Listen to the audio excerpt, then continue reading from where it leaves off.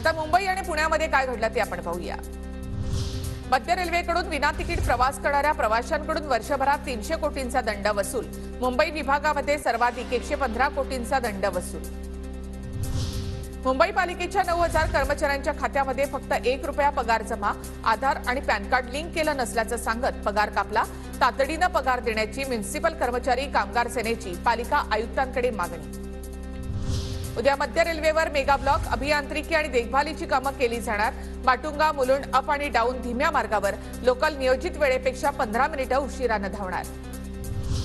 विक्रोळीमधील रात्रकालीन ब्लॉकमुळे रेल्वेच्या वेळापत्रकामध्ये बदल। 6 ते 11 एप्रिल दरम्यान अनेक लोकल रद्द, प्रवाशांचे प्रचंड हाल होण्याची शक्यता।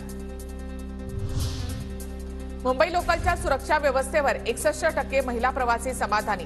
पोलीस सुरक्षेमुळे 95% महिला प्रवाशांना सुरक्षित प्रवासाचा अनुभव। महिला प्रवासी सर्वेक्षणामधून समोर। राज्यातील तापमानामध्ये सातत्यानं वाढ। उत्तर भारतातून येणाऱ्या उष्ण वाऱ्यांमुळे विदर्भ आणि मराठवाड्यामध्ये उष्णतेची लाट, तर पुण्यामध्ये उष्माघाताचे 3 रुग्ण। पुण्यामध्ये वर्षभरात टँकरच्या 4 लाख फेऱ्या। पुणे शहर आणि उपनगरातील विस्कळीत पाणी पुरवठ्यामुळे टँकरच्या मागणीमध्ये वाढ। पुण्याच्या शिवाजीनगरमधील खेरेवाडीमध्ये पाणीपुरवठा विस्कळीत, पाणीपुरवठा सुरळीत करा अन्यथा मतदानावर बहिष्कार घालू, पुणेकरांनी मुख्य मार्गावर बॅनर लावले।